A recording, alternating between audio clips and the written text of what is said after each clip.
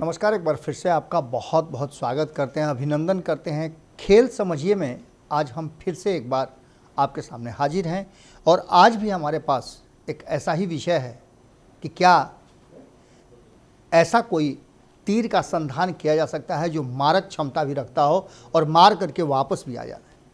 रामायण में, महाभारत में ऐसी बातें सुनने को मिली हैं कि किस तरह से तीर का संधान किया जाता था और लौट करके तीर अब फिर से तरकश में आ जाता था।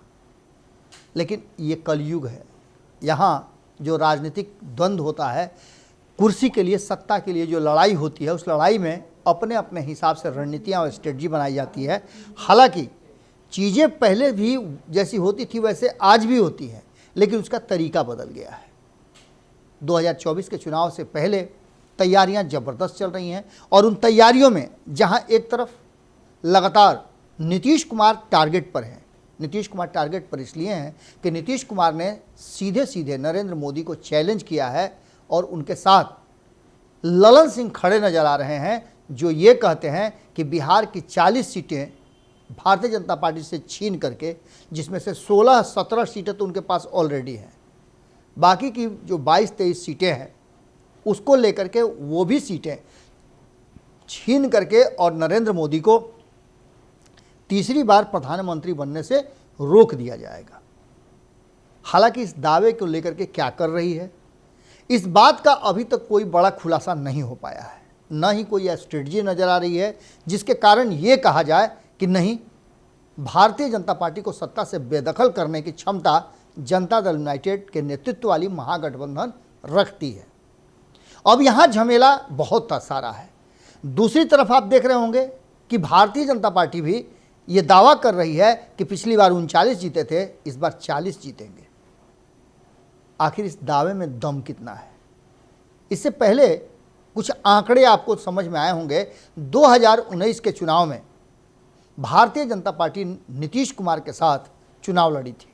40 में से 39 सीटें आई थी और वास्तव में एक बड़ा ये टर्निंग पॉइंट था, जहां पार्टी बनने के बाद पहली बार राष्ट्रीय जनता दल, जो कि MY समीकरण पर अपना पूरा का पूरा दबदबा रखती है, दावा करती है और ये वोट उन पर ट्रांसफ़र भी होते हैं, उसके बावजूद भी भारतीय जनता पार्टी के सामने, यानी महागठबंधन NDA के सामने पूरी तरह से चारों खाने चित हो गया। ये MY समीकरण कहाँ गया, इस बात की हम चर्चा करेंगे। लेकिन उससे पहले आपको बता दें कि अब जो परिस्थिति बनी है उसमें नीतीश कुमार नहीं है। तो क्या नीतीश कुमार नहीं है तो वो 16 सीटें अलग हो जाएंगी और एक सीट जो कांग्रेस का है वो भी अलग हो जाएगा, यानी कि 23 सीट पे गुजारा करना पड़ेगा। तो थोड़ा सा पीछे और चले जाइए। आपको याद होगा कि 2014 में नीतीश के बिना चुनाव लड़ी थी भारतीय जनता पार्टी। NDA उस समय भी था और NDA के कई घटक दल थे। कल भी हमने आपको बताया कि NDA के जो घटक दल थे उन्होंने प्रदर्शन बहुत अच्छा किया था। बिहार से 3 दल और जुड़े हुए थे, जिसमें जीतन राम मांझी की हिंदुस्तानी अवाम पार्टी थी, RLSP थी उपेंद्र कुशवाहा की पार्टी और LJP थी रामविलास पासवान की पार्टी। इन्होंने अपना प्रदर्शन बेहतर किया था। 7 सीटें मिली थी लोक जनशक्ति पार्टी को, जिसमें से 6 जीत करके आई थी, 1 सीट हार गए थे। उपेंद्र कुशवाहा 3 में से तीनों सीट जीत करके आए थे और भारतीय जनता पार्टी 30 सीटों में से 22 सीटें जीत करके आई थी, या कुल मिलाकर के 31-32 सीटें जीत करके ये गठबंधन आया था। तब नीतीश कुमार नहीं थे, यानी नीतीश कुमार के आने से इस गठबंधन को लगभग 8 सीटों का फायदा हुआ था। अब उस समय की परिस्थिति और अभी के परिस्थिति में अंतर आपने समझ लिया होगा। लेकिन इससे बड़ी परिस्थिति क्या है कि एक तरफ दावेदारी सभी सीटों को जीतने की है, तो क्या ये जो नया फिर से 2014 जैसा NDA गठबंधन बना है, ये सक्षम है? लगातार आपने देखा होगा कि भारतीय जनता पार्टी स्ट्रेटजी के रूप में बिहार का दौरा खूब कर रही है। सबसे ज़्यादा अगर कहीं दिक्कत है, संकट है, तो वो बिहार है। और बिहार अगर साध लिए तो ये देश सधा जाएगा। ये बातें भारतीय जनता पार्टी अच्छी तरह से जानती है। तो करना क्या होगा? करीब करीब 10 ऐसी सीटें हैं जो भारतीय जनता पार्टी के लिए सबसे ज़्यादा मुश्किल बनी हुई है। कुछ ऐसी सीटें भी हैं जो कभी भारतीय जनता पार्टी नहीं जीती है, उसके साथ ही उसके सहयोगी, उसके गठबंधन के एलायंस पार्टनर जीते हैं, लेकिन भारतीय जनता पार्टी नहीं जीती है। ऐसे में नवादा की सीट, वैशाली की सीट, सुपौल की सीट, मुंगेर की सीट, ये सब सीटें हैं जो भारतीय जनता पार्टी नहीं जीत पाई है और इस बार इन सीटों पर वो हर हाल में जीत दर्ज करना चाहती है। अब इसमें अपने एलायंस पार्टनर को लेकर के जीतेगी, उनके हाथ में सीट दे करके, या फिर अब तक यही होता आया है। नवादा की बात करें तो नवादा में लोक जनशक्ति पार्टी 2019 में जीती थी। 2019 के पहले 2014 में यहाँ से गिरिराज सिंह जीत करके आए थे। वैशाली की सीट लोक जनशक्ति पार्टी जीत करके आई है, सुपौल की सीट जदयू जीत करके आई है और मुंगेर की सीट भी जदयू जीत करके आई है। यानी इस बार चीज़ों को बदलना होगा और बदल करके कहीं ना कहीं मुंगेर के लिए भी प्रत्याशी खोजा जा रहा है, तो वहीं सुपौल के लिए प्रत्याशी ऑलरेडी खोजा जा चुका है। और आपको एक और महत्वपूर्ण बात बताते हैं कि इस बीच में जीतन राम मांझी ने बातचीत के दौरान, हमने आपको भारत लाइव पे खबरों के दौरान बताया भी था कि बोलने के क्रम में कहीं ना कहीं जीतन राम मांझी ने वो भितरिया राज खोल दिया था, जिसमें ये सर्वे किया जा रहा है कि किस सीट पर किसकी मजबूत दावेदारी है और वहाँ भारतीय जनता पार्टी को क्या करना पड़ेगा, एनडीए को क्या करना पड़ेगा उस सीट को जीतने के लिए। इन सारी परिस्थितियों में एक परिस्थिति जो सामने आई है उसमें साफ नजर आ रहा है कि नीतीश के बिना भारतीय जनता पार्टी के पसीने छूट रहे हैं। अगर वर्तमान जो INDIA गठबंधन है अगर ये बरकरार रह जाता है, हम आपको आगे ये भी बताएंगे कि इसको तोड़ने के लिए क्या रणनीतियाँ हो रही हैं। अगर ये बरकरार रह जाता है तो भारतीय जनता पार्टी के पसीने छूटने वाली बात बिल्कुल सच साबित हो रही है और इसके परिणाम भी 2024 के चुनाव में देखने को मिल सकता है। भारतीय जनता पार्टी बैकफुट पर जा सकती है। लेकिन इसमें सबसे बड़ी बात यह है कि अपने अपने स्वार्थ और महत्वाकांक्षाएं जबरदस्त टकराव है। सबसे भरोसेमंद और फायदेमंद साथी जो हैं वो नीतीश कुमार रहे हैं। भले ही नीतीश कुमार को ये कहा जाता हो कि नीतीश कुमार पाला बदल लेते हैं, पलट जाते हैं, लेकिन भारतीय जनता पार्टी के लिए जब जब नीतीश कुमार साथ में रहे हैं तब तब फायदेमंद साबित हुए हैं और भारतीय जनता पार्टी का ग्राफ बढ़ा है, वो सत्ता में रही है।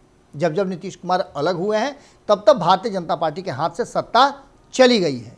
चाहे वो 2013 में उनके अलग होने की बात हो, 2015 के चुनाव में उनका भारतीय जनता पार्टी से अलग चुनाव लड़ना हो, या फिर 2017 में नीतीश कुमार के वापस आने से भारतीय जनता पार्टी का सरकार में आ जाना हो, या 2020 में नीतीश कुमार के साथ चुनाव लड़कर के सत्ता में आना हो, या फिर नीतीश कुमार के अलग होने पर एनडीए से, भारतीय जनता पार्टी से 2022 में फिर से सत्ता से बाहर हो जाना हो। यानी 2024 को लेकर के ये अंदेशा कहा जा सकता है कि 2014 जैसे परिणाम तो नहीं आ रहे हैं, क्योंकि नीतीश कुमार के साथ अगर लालू प्रसाद हैं और लालू प्रसाद के साथ कांग्रेस है और एक साथ चुनाव लड़ते हैं, चूँकि 2014 में ये तीनों एक साथ नहीं थे, अलग अलग लड़ रहे थे, अगर इनके वोट को मिला दिया जाए तो भारतीय जनता पार्टी के लिए बड़ा मुश्किल होता नजर आ रहा है। यानी कि नीतीश कुमार भारतीय जनता पार्टी के लिए कम से कम भरोसेमंद साथी के रूप में अब तक साबित हुए हैं।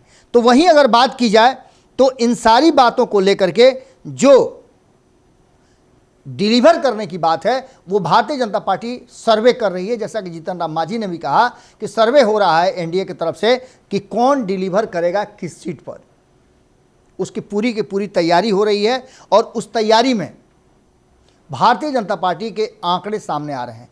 वहीं आपको हमने बताया ही कि किस तरह से भारतीय जनता पार्टी अब एक नया फार्मूला पर काम करना शुरू हो गई है। ये रणनीति है भारतीय जनता पार्टी की और इस रणनीति में कहीं ना कहीं आग में घी का काम सीट शेयरिंग का फार्मूला भी कर रहा है। सीट शेयरिंग के फार्मूले को लेकर के आपने अखिलेश यादव की बात सुनी होगी। हमने आपको खबर के शुरू में हेडलाइन में आपको बताया है कि नीतीश नहीं अखिलेश कांग्रेस को भी भाजपा ने इंजेक्शन दे दिया है। हालांकि ये उल्टा रिएक्शन भी हो रहा है, जहां एक तरफ INDIA गठबंधन में इंजेक्शन दे करके भारतीय जनता पार्टी ये समझ रही है कि यहाँ रिएक्शन होगा तो वहीं उल्टा रिएक्शन उसके खेमे में भी हो रहा है। चिराग पासवान ने राजस्थान में उम्मीदवार उतार करके अपनी मंशा साफ कर दी है कि वो एक डेग भी पीछे हटने वाले नहीं हैं। समझौता उनके हिसाब से हुआ तो वो एनडीए का हिस्सा रहेंगे, वरना वो अपने लिए रास्ता खोजना शुरू कर चुके हैं। वहीं आपको बता दें कि सबसे बड़ी बात है कि यूपी फार्मूला आपको याद होगा। हालांकि अब तो आंकड़े भी सामने आ गए हैं और इन आंकड़ों को लेकर के जितना दावेदारी और जितना फ़ायदा अपने लिए सोच रहे थे लालू प्रसाद और नीतीश कुमार, उसके ठीक उलट हो रहा है कि इनके वोट बैंक में एक बड़ा टूट होता हुआ नजर आ रहा है। ये टूट यूपी फार्मूला के तहत भारतीय जनता पार्टी बिहार में शुरू कर चुकी है। अब भारतीय जनता पार्टी के एक एक प्रवक्ता, एक एक नेता से यही सुन रहे होंगे कि नीतीश कुमार ने बहुत बड़ी गलती की, खास करके ओबीसी, ईबीसी, सवर्ण और दलित समाज के लोगों को यादव समाज से डरवा रही है। यानी कि जातियों के आंकड़ों में अगर देखें आप, तो हम कल भी आपको बताए थे और आपके पास आंकड़े ऑलरेडी हैं। सबसे बड़ी जाति 14% अकेले यादव समाज है। अब इस यादव समाज को लेकर के जो परसेप्शन बनाया जा रहा है, जो बार बार ये कहा जा रहा है, जबकि आपने देखा होगा कि नीतीश कुमार के खिलाफ उन्हीं के घटक दल अब बिगुल फूकना शुरू कर चुके हैं कि नीतीश कुमार से होम मिनिस्ट्री नहीं संभल रही है। लालू प्रसाद के साथ श्री बाबू की जयंती मनाने के बाद कांग्रेस ने नीतीश कुमार के सुशासन पर सवाल खड़े किए हैं और कहा है कि उनसे अपराध नहीं रुक रहा है। इसका मायने आप समझ सकते हैं। ये कहीं ना कहीं भारतीय जनता पार्टी के लिए कहा जाए तो अमृत के समान है। 2024 के चुनाव में इस बात को लेकर के भारतीय जनता पार्टी नीतीश कुमार को कटघरे में खड़ा कर सकती है और गैर यादव वोट बैंक को अपने तरफ लाने में उसे बहुत मदद मिलेगी। यही फार्मूला यूपी में लागू किया गया था, जिसका परिणाम आपको लोकसभा और विधानसभा दोनों में देखने को मिला। और एक बार फिर से अगर आंकड़ों की बात करें तो इन आंकड़ों में एमओआई समीकरण जो है उसे अगर एक किनारे कर दिया जाए और बाकी के समीकरण को एक जगह ला के खड़ा कर दिया जाए तो जीत का आंकड़ा पक्का हो जाता है। और नीतीश कुमार भी ये बात को अच्छी तरह से समझ रहे हैं। वो जानते हैं कि अगर ये इंजेक्शन भारतीय जनता पार्टी ने कहीं लगा दिया INDIA गठबंधन के तरफ और इस देश की जनता को, खास करके बिहार और यूपी के जनता को ये समझा दिया कि अगर ये गैर यादवों को एकजुट नहीं रखा जाएगा, वो नहीं रहेंगे एकजुट, तो ऐसी स्थिति में आपने देखा होगा कि ईबीसी के जितने भी जातियां हैं वो सब एकजुट होकर के, गोलबंद होकर के, हमने आपको खबरों में बताया भी कि किस तरह से नोनिया समाज के लोग या फिर चंद्रवंशी समाज के लोग या और भी कई समाज के लोग, धानुक समाज की बात कर लें, अन्य जो बढ़ई समाज के लोग हैं, लोहार समाज के लोग हैं, ये सभी लोग एकजुट होकर के एक गठबंधन बना रहे हैं। और इस गठबंधन में ईबीसी गठबंधन को मजबूत रखने और सभी जातियों को, इसमें से लगभग 215 से ज़्यादा जातियों की चर्चा हुई है, जिसमें से लगभग 180 के ऊपर ऐसी जातियां हैं जिनका कभी कोई प्रतिनिधित्व ही नहीं रहा है इस देश की राजनीति में और सियासत में या किसी भी सदन में।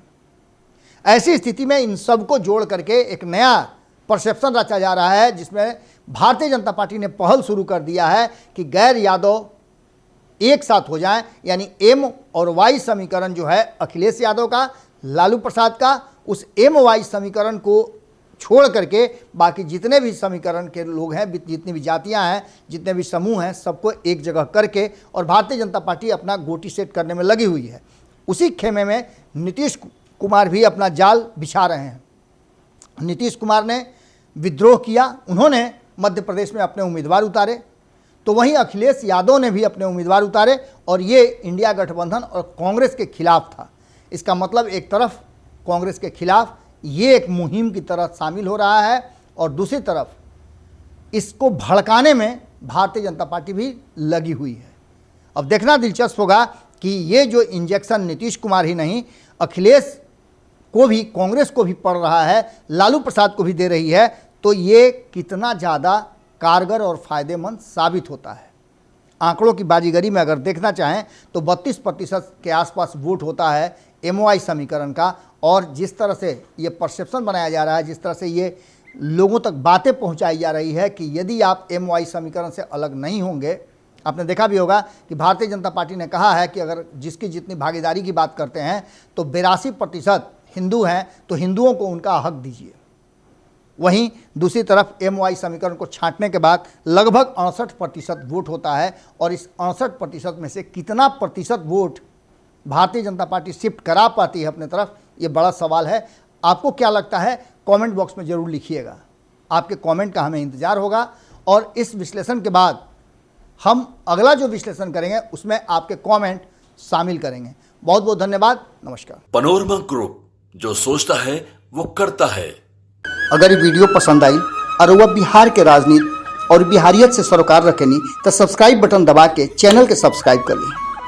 ओजे एगो घंटी बा, ओकरा बटन दबा देला से कुल सटीक और मारक खबर रुआ मुफ्त में मिल जाई। अगर रुआ पत्रकारिता के हमनी के नया प्रयोग में सहयोग कर चाहतानी तो ज्वाइन बटन दबा दी। पेटीएम नंबर नोट कर ली 9386816700। धन्यवाद।